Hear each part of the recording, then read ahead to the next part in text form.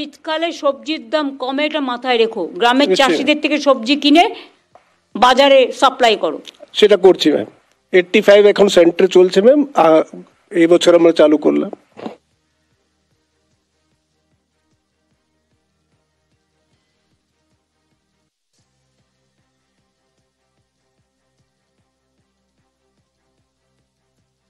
Transport department silent department হয়ে গেছে। অনেক লোক রাস্তায় দাঁড়িয়ে থাকে। কখনো কি সার্ভে করে দেখেছেন কোথায় কোথায় বেশি লোক দাঁড়িয়ে থাকে অফিস ছুটির পর, যেখানে বাসের ফ্রিকোয়েন্সি বাড়াতে পারে? বাসের ফ্রিকোয়েন্সি বাড়লে তারা যাতায়াত করতে পারে। আমার চোখেতে প্রায় পড়ে। মিনিস্টার নিজে কখনো ভিজিট করেছেন সারপ্রাইজ কলকাতার জায়গাগুলো নিয়ে? ট্রান্সপোর্ট সেক্রেটারি করেছে কখনো? হ্যাঁ দিদি, আমরা ফ্রিকোয়েন্সি বাড়িয়েছি কিছু, এবং কিছু কিছু এবং কথাটার অর্থ কি? কিছু কথাটার কোনো অর্থ হয় না।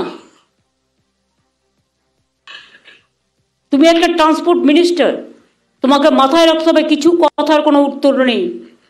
মানুষ যাতে অফিসে যাবার সময়, অফিস ফেরত বা অন্যান্য সময় ঠিকমতো যাতায়াত করতে পারে সেটা দেখতে হবে। কলকাতায় মাঝে মাঝে ঘুরে দেখো ওয়ার্কিং ডেগুলোতে কোথায় কোথায়, শুধু কলকাতায় একটা জায়গায় গেলে হবে না, সারা কলকাতা ঘুরতে হবে, ইনক্লুডিং আইটি সেক্টর,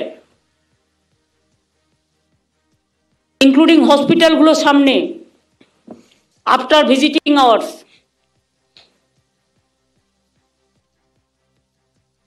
পুলিশকে বলবো স্পিড কমিয়ে ওভার স্পিড করা যাবে না। যে ওভার স্পিড করে গাড়ি চালাবে শীতকালে অ্যাক্সিডেন্ট হবে, যাতে না বাড়ে। প্রত্যেকটা রাস্তায়, এমনকি ন্যাশনাল হাইওয়েতেও স্পিড কন্ট্রোলের একটা সিস্টেম থাকবে। রাতের দিকে কেউ থাকে না ট্রাফিক পুলিশের, ফলে রাস্তায় জ্যামটা খুব বাড়ে। সেকেন্ড হুগলি ব্রিজে ঘন্টার পর ঘন্টা লোক দাঁড়িয়ে থাকে। সেকেন্ড হুগলি ব্রিজটা কি কোনো রকম একটা ব্যবস্থা করা যেতে পারে না? Kolkata police, Paschimbanga police, Howrah police commissionerate এরা বসে, বিধাননগর পুলিশ কমিশনারেট বসে একটা ব্যবস্থা করতে পারে না? সেই সময় ট্রাকগুলো চলে, ফলে টোটাল ট্রাকগুলো একটা জায়গা দিয়ে চলে, ফলে সেকেন্ড হুগলি ব্রিজটায় যদি কোনো ইনসিডেন্ট হয়ে যায়, আমি তোমায় বলছি যে কোনো দিন বড় ঘটনা ঘটে যাবে। Please take care. আমি এটা আগেও অনেকবার বলেছি, এখনও বলছি, 5-6টা ওয়ে আউট বের করো। মা ফ্লাইওভার বন্ধ করে দেওয়া হয়েছিল রাত্রি সন্ধ্যে 6টার পর। পুলিশের সবচেয়ে ইজি কাজ হচ্ছে বন্ধ করে দাও। কোনো ভিআইপি গেলে সব বাড়ি ঘর দোকান টোকান বন্ধ করে দাও। কেন? চালু রেখে সব তো করা যায়, করা যায় নাকি? কত লোক তার প্রয়োজনে, সবার তো 4 চাকা নেই, বা 4 চাকা থাকলেও সে অ্যালাউ নয়, 2 চাকাও অ্যালাউ নয়। তো লোকে রাত্রিরে বিপদে পড়লে ওষুধ কিনতে যাবে কি করে? হসপিটালে যাবে কি করে? রাত বেরোতে কেউ কোনো বিপদে পড়লে সে যাতায়াত করবে কি করে? 2-1টা লোকের জন্য সমগ্র সমাজ তো দায়ী নয়। মা আচার্য জগদীশচন্দ্র বসু রোড, এগুলো আমরা 40 কিলোমিটার স্পিড করে দিয়েছি সন্ধ্যে 7টা থেকে। ভদ্রভাবে সবাই যাতায়াত করবে। আর যেসব জায়গাগুলো ফাঁক রয়ে গেছে এখনো, সেই ফাঁকগুলোকে বন্ধ করতে হবে। ববি নেই, চলে গেছে, বাট আরবার ডিপার্টমেন্টের বিনোদ আছে এখানে নিশ্চয়ই। গুলাম আছি ম্যাম। কে আছে? গুলাম আলী ম্যাম। গোলাম আলী, তোমাদের লক্ষ্য রাখতে হবে, একবার ভিজিট করো ইয়েস ম্যাম। কোন কোন জায়গাগুলো ফাঁকা আছে। Yes ma'am. পুলিশের সাথে কথা বলে সেটাকে ব্লক করতে হবে। Okay ma'am. যাতে কোনো গাড়ি গড়িয়ে না পড়ে। ম্যাম।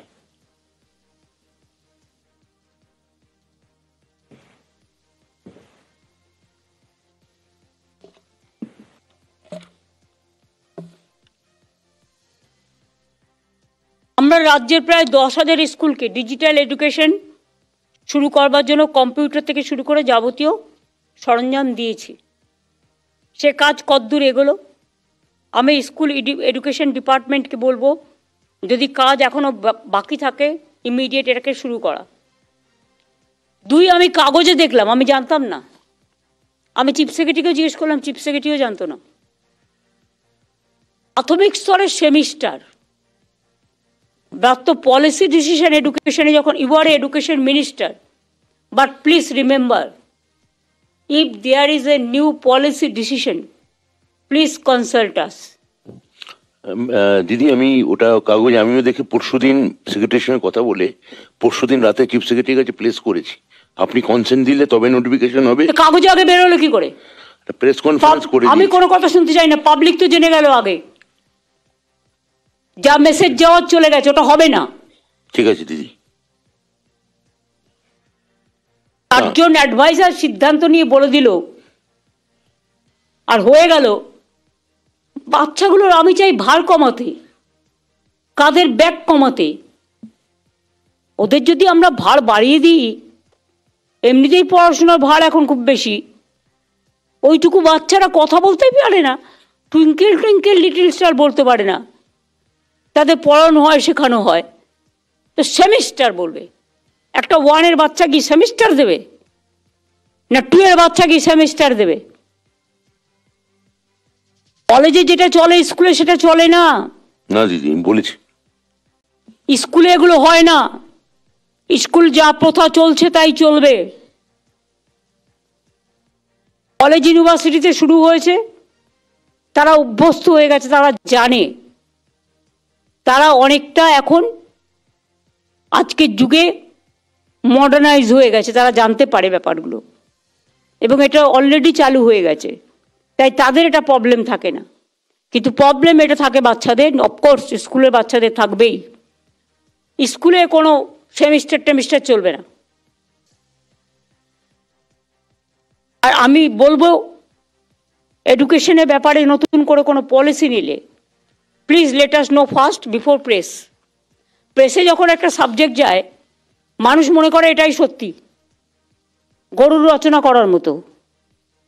এটা তোমাদের বুঝতে হবে। প্রেসকে একটা খাইয়ে দিলাম, নিউজ দিতে হলো। এখন আবার নিয়ম হচ্ছে করে খাইয়ে দেয়, ভাত খাইয়ে দেয় না, নিউজ খাইয়ে দেয়। নিউজটা কি না, ওখান থেকে অমুক দাদা নিউজটা পাঠালেন, অমুক দিদি নিউজটা পাঠালেন। কেন সামনাসামনি বলতে হবে?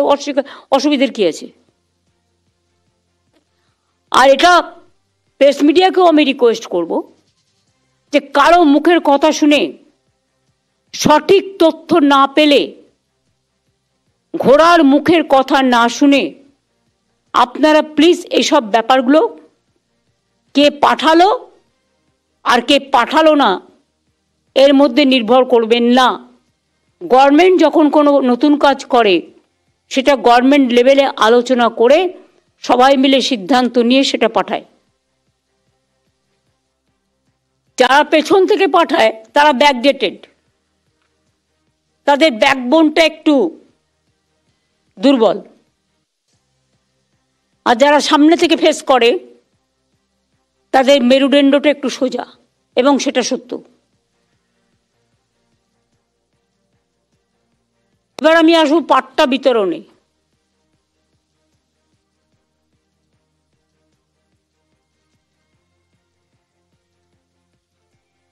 দু 2011 সালের পর থেকে সাধারণ মিলিয়ে, সব মিলিয়ে মোট পাট্টা বিতরণ হয়েছে 6 লক্ষ। কৃষি ও গৃহ পাট্টা 2,13,000, নিজ গৃহ নিজ ভূমি পাট্টা 2,26,000-এর বেশি, চা পাট্টা 57,000, রিফিউজি রিলিফ পাট্টা 59,000, ফরেস্ট পাট্টা 37,000-এর বেশি, ফ্রিহোল্ড টাইটেল ডিড 290টি উদ্বাস্তু কলোনির প্রায় 59,000 পরিবার। এরা কি পাট্টা পেয়েছে বিবেক? হ্যাঁ ম্যাডাম, এগুলো হচ্ছে অ্যাচিভড ফিগার্স এবং আমরা ম্যাডাম আপনাকে গত সপ্তাহে একটা নোট পাঠিয়েছি। 5,500 পাট্টা অলরেডি রেডি আছে। আপনার কনভিনিয়েন্ট ডেট পেলে রাজ্য স্তরের একটা আমরা অনুষ্ঠান করে দিয়ে দিতে পারি। এর বাইরেও প্রায় 10,000 পাট্টা এখন আন্ডার প্রসেস, মানে বিভিন্ন আন্ডার প্রসেস যেটা আছে রেডি করে দাও, একসাথে করে দেবো। আচ্ছা ঠিক আছে। আচ্ছা এবার আমাকে বলো তো, উদ্বাস্তু কলোনিগুলো যেগুলো ছিল সেগুলো প্রত্যেকটা আমরা বলেছিলাম রেকগনাইজড হবে, হ্যাঁ সেটা কি রেকগনিশন হয়েছে? হ্যাঁ madam, all refugee colonies have been recognized এবং আমাদের এই কাজটা ম্যাডাম একেবারে শেষের দিকে। কয়েকটা জায়গায় যেখানে আমরা কিছু কিছু সংবাদ পাচ্ছি, যেমন কিছুদিন আগে বারুইপুর পেয়েছি, কলকাতা মিউনিসিপ্যাল কর্পোরেশনের মধ্যেও দক্ষিণ 24 পরগনায় পেয়েছি। খুব দ্রুত সার্ভে করাচ্ছি এবং এগুলোকেও শেষ করার কাজ চলছে ম্যাডাম। কৃষ্ণনগরে অনেক উদ্বাস্তু কলোনি আছে নদিয়া জেলায়। হচ্ছে ম্যাডাম ওখানে। ওটা হচ্ছে? প্রায় হয়ে গেছে, যেটুকু রেসিডুয়াল কাজ বাকি আছে ম্যাডাম শেষ করার চেষ্টা চলছে।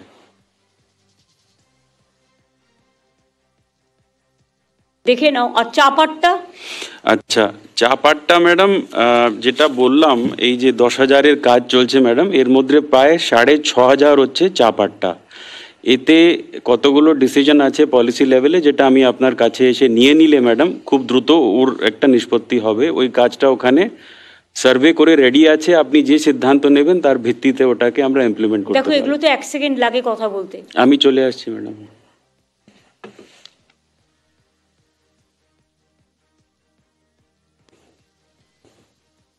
এবার আমি আর ল্যান্ডে আর একটা কথা বলবো। তুমি তো একটা ভালো কাজ করেছিলে, অনেক বিএলআরওকে একসাথে র্যান্ডাম চেঞ্জ করে দিয়েছিলে। এখনো কই একটা সার্ভিলেন্স চলছে যে কারা কারা এখনো ইল্লিগাল জমি মিউটেশন করছে? যে করবে সে রিটায়ার করে গেলেও কিন্তু আমি ছাড়বো না। ম্যাডাম খুব স্ট্রং মেসেজ গিয়েছে আমাদের ওই প্রায় 750 জনকে ম্যাডাম দুটো আমরা খেপে ট্রান্সফার করেছি।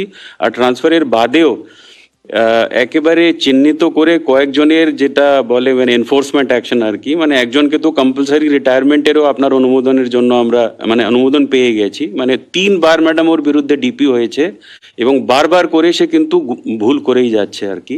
ভুল করছে না, ইচ্ছা করে টাকা কামাচ্ছে। তাদের বিরুদ্ধে এফআইআর কেন হবে না? তাদের অ্যারেস্ট করাও ম্যাডাম। অ্যারেস্ট করে পুলিশ অ্যাকশন নিক, তবে তো হবে। সেটা হচ্ছে ম্যাডাম। এবং আমরা প্রায় 50 জনের এমন ডিপির একটা তালিকা তৈরি করেছি। সেটাও খুব দ্রুত যাতে ডিপি শেষ করে দিয়ে তাদের পানিশমেন্ট দিয়ে দেওয়া যায় সে কাজটাও চলছে। আপনার মেসেজটা খুব স্ট্রংলি গিয়েছে যে এইসব মানে কন্ট্রোলে আনতে হবে, চলবে না আর কি। ইল্লিগাল জমি আর যদি কেউ দিয়েছে, আর একটা বলি স্যান্ড পলিসি, মাইনিং পলিসি, কোল পলিসি, আর জয়গায় গাঁও তো তোমরা জানো যে অনেক ডলোমাইটও আছে, যেটা পড়ে আমাদের জয়ন্তী নদীটা বন্ধ হয়ে যায়। সেখানে যদি আমি অফিসিয়ালি টেন্ডার করি, তাহলে লিগাল টেন্ডার করে দিই, তাহলে তো অনেকটা টাকা আসে গভর্নমেন্টের এবং জায়গাটাও লিগাল হয়ে যায়, অনেক লোক কাজও পায়। ঠিক সেমভাবে মাছের ভেড়ি, প্রচুর মাছের ভেড়ি আছে, সেই মাছের ভেড়িগুলো কেউ কেউ করে খাচ্ছে। আমি 1 বছর ধরে বলছি এটা। মাছের ভেড়িগুলো, অনেকগুলো ফিশারিজ ডিপার্টমেন্টেরও ভেড়ি আছে, সেই ভেড়িগুলো একত্রিতভাবে ল্যান্ড ডিপার্টমেন্ট একটা পলিসি করবে এবং করে অফিসিয়ালি টেন্ডার করে লিগালি অর্ডার দেবে যে কে চালাবে আর কে চালাবে না, এবং তার জন্য গভর্নমেন্টের কাছে টাকা আসবে। ম্যাডাম মাছের ভেড়ির ক্ষেত্রে বলি, আপনি একটা কমিটি অফ মিনিস্টার্স তৈরি করে দিয়েছিলেন। তো আমরা বিগত মানে 15 দিন আগেই একটা বড় মিটিং করেছি। সেখানে সমস্ত সিদ্ধান্ত আপনি যেগুলি বলেছেন যে একটা সেন্ট্রাল পোর্টাল তৈরি হবে, ফিশারিজ ডিপার্টমেন্ট তৈরি করবে, যেহেতু ফিশারিজ সম্পর্কে জ্ঞান তাদের সবচেয়ে বেশি। আর জেলা স্তরে এই কমিটি এই সেন্ট্রাল পোর্টালের মাধ্যমে সমস্ত নিলাম ইত্যাদি করবে, যাতে সমস্ত তথ্য ইত্যাদি ট্রান্সপারেন্টলি একটা জায়গা থেকে আমরা পর্যবেক্ষণ করতে পারি। সেটা হচ্ছে ফিশারিজের ক্ষেত্রে। আর এর আগে যে আপনি কথা বললেন অ্যাবাউট ল্যান্ড ইত্যাদি ম্যাডাম, ওটাও বলছি যে সেখানেও আমাদের নজর খুব স্ট্রং রয়েছে এবং যে যে জায়গাতে আমরা মনে করি রেভিনিউ আমাদের লস হতে পারে, লিক হতে পারে, আপনি স্পেসিফিক জিজ্ঞাসা করলেন ওই নদী কাটা মাটি ইত্যাদি। বন্দনা ম্যাডামের সঙ্গে আমার মিটিং হয়েছে ম্যাডাম লাস্ট উইক, এবং আমরা ওদের সঙ্গে তথ্য বিনিময় করেছি যে আমি কোন কোন খাতে কি কি টাকা পাই, ল্যান্ড রেভিনিউ যেটা আমরা বলি, এবং তারা বিগত 2 বছরে এই যে কর্পোরেশন ম্যাডাম পুরো 5 হেক্টরের উপর যে সমস্ত এই নিলাম করার যে দায়িত্বটা পেল, এই পুরো ডেটা ম্যাডাম ম্যাচ হয়ে গিয়েছে এবং আমরা চিফ সেক্রেটারিকেও জানিয়েছি আমরা কোন কোন জায়গায় এখন প্লাগ করতে চাইছি। 2-3টে জিনিস বেরিয়ে এসছে। যেমন বলি, ধরুন ম্যাডাম কর্পোরেশন টেন্ডার ডেকে দিয়েছে, খুব সায়েন্টিফিক্যালি কাজ হচ্ছে সবার তদারকিতে ইত্যাদি, কিন্তু মাঝে যে 4-5 মাসখানা প্রায় নদী কাটা বন্ধ করে দিই প্রাকৃতিক কারণের জন্য, তখন ওই সিলভার স্ট্যান্ডটাকে স্ট্যাক করা হয়। ওই স্ট্যাক থেকে এখনো কিছু কিছু লিকেজের ঘটনা ঘটছে এবং ডিএলএলআরও আমাদের জানিয়েছেন। এটাকে বেশি হচ্ছে। হ্যাঁ, 3-4টে জেলা আছে ম্যাডাম, বীরভূম ওর মধ্যে পড়ে। এটা কিভাবে প্লাগ করা যায় প্রযুক্তিকে ইউজ করে, কি কিউআর কোড, কি স্যাটেলাইট ম্যাপিং ইত্যাদি, এটা এই বন্দনার সঙ্গে ম্যাডাম ডিটেল আলোচনা হয়েছে। বিভু গোয়েলও তাতে পার্টিসিপেট করছে। আমরা একটা ব্লুপ্রিন্ট বানিয়ে চিফ সেক্রেটারিকে দেব যে এই পয়েন্টে আমাদের ল্যান্ড রেভিনিউ আরো। রেশমি নেই আজকের মিটিং এ? এই রশ্মি, তুমি বিবেকের সাথে বসছো না কেন এটা নিয়ে? হ্যাঁ ম্যাম, আমরা আলোচনা করেছি এবং আমরা এই যে ক্লিয়ারেন্সেসগুলো সব এক্সপেডিট করছি, গান্ধীও জানে, আমরা সব এক্সপেডিট করে যত তাড়াতাড়ি সম্ভব এগুলো স্ট্রিমলাইন করে দিচ্ছি। পেরিয়ে যাচ্ছে আমাদের এখানে, ফেস্টিভ্যাল এত বেশি, বাই ইলেকশন আসলেই বলবে 30 জন অফিসার পাঠাও, অন্য স্টেটে ইলেকশন হলেই বলবে 40 জন পাঠাও, তারপরে নিজেদের স্টেটে ইলেকশন আছে, MLA election, MP election, by election, এই করতে করতেই আমাদের অর্ধেক দিন হয়ে যায়। কাজ করার সময় থাকে আমাদের হাতে খুব কম। পলিসি যখন ঠিক হয়ে গেছে তখন তোমরা দুজনে মিলে বসে, তুমি আর বিবেক বসে কেন এটাকে সেটেল করছো না? হ্যাঁ ম্যাম, আমার মনে হয় বিবেক, তুমি নন্দিনী রেশমিকে ডেকে নাও, সিএসও থাকবে সাথে, থেকে এটাকে ইমিডিয়েট সেটেল করো। ঠিক ম্যাম। আর জয়ন্তীটা আমি বললাম তার কারণ আমি অনেক দিন আগে গেছিলাম, দেখে এসছি, সেই জন্য আমি বললাম ওখানকার মানুষগুলো কাজ পেতে পারে। যদি পারমিশন দিলে একটা কথা বলবো। হ্যাঁ, ওই যে গভর্নমেন্টের রেভিনিউ ল্যাস হচ্ছে গ্রাম বাংলায়, কোনোটা 20 একর 15 একর সব সরকারি বিল আছে, খাল আছে, কে বা কারা বিএলআরওর অনুমতি ছাড়াই কোনো রেভিনিউ আদায় হচ্ছে না। গভর্নমেন্টের বিরাট রেভিনিউ লস হচ্ছে, তারা কেউ দখল করছে। আর বিএলআর কাছে গেলে বললাম যে আপনি ফ্লেক্স টাঙিয়ে দিন, যেটা সরকারি বিল, সরকারি নয়নজলি, সরকারি ডোবা কি সরকারি খাল, এ দিয়ে সরকারের বহু আয় লস হচ্ছে। এটা যদি দয়া করে একবার দেখেন আমার ভালো হয়। বর্ধমানের ডিএম কে আছেন? আয়েশা,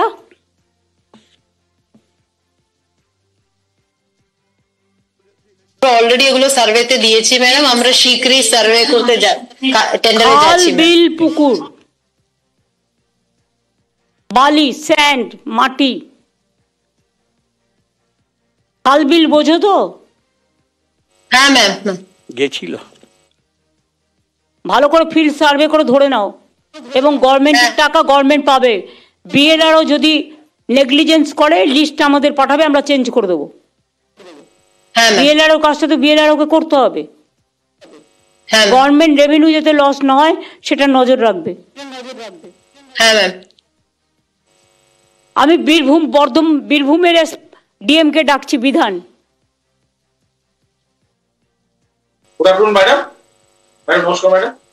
তোমার ওখানে যে গতিতে কাজ তুমি শুরু করেছিলে, হঠাৎ এমন কি হলো যে বালি সবচেয়ে বেশি পাচার ওখানে হচ্ছে? এমনকি দেউচা পাঁচমিতেও কেউ কেউ কি করছে তোমাকে আর বলছি না, তুমি জানো, আমিও জানি, সিএমও জানে সবটা, এই সিএসও জানে সবটা।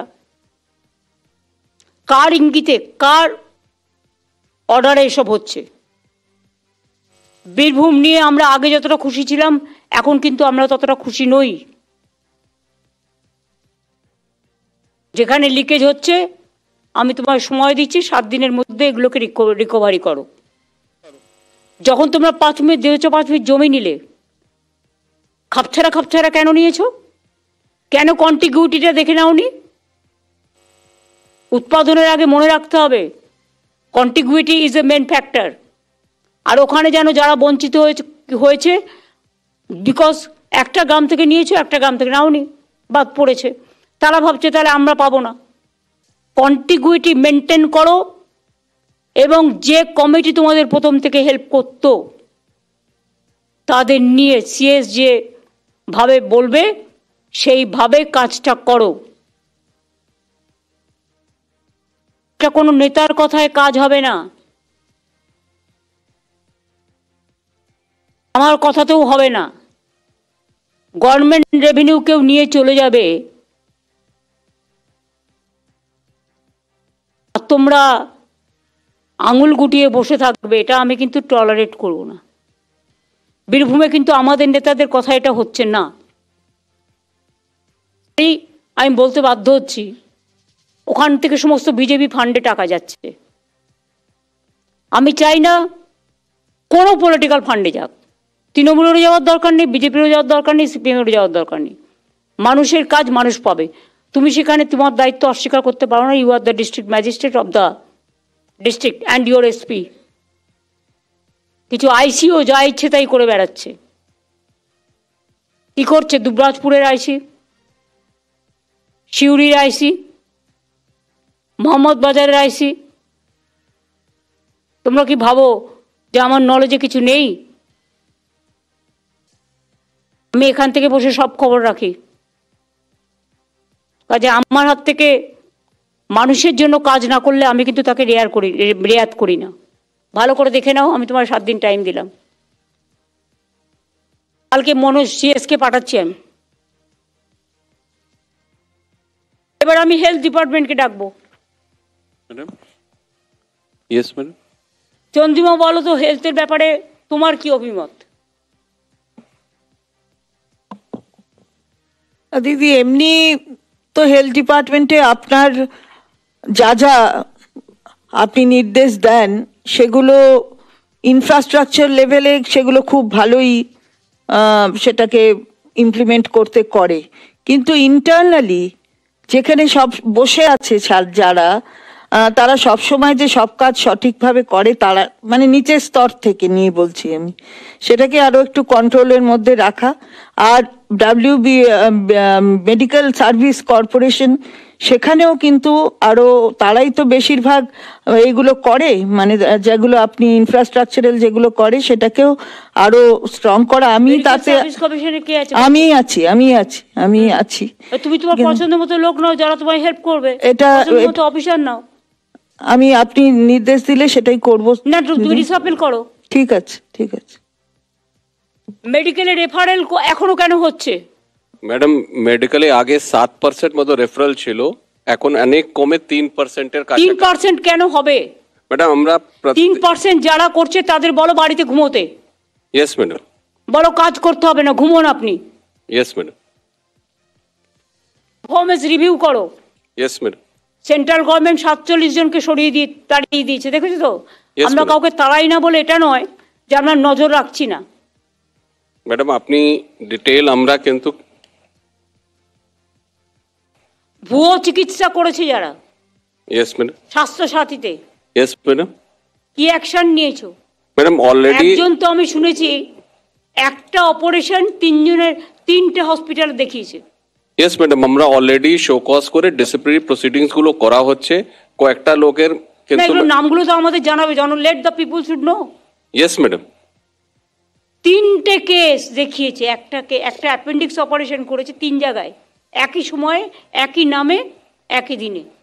ইয়েস ম্যাডাম, আমরা কয়েকটা কেসগুলো ধরেছি, কয়েকটা নার্সিং হোম বন্ধ হয়েছে, কয়েকটা ডক্টরদের এগেনস্টে ম্যাডাম অ্যাকশন হয়েছে। আমি ডিটেল লিস্টটা পাঠাচ্ছি ম্যাডাম।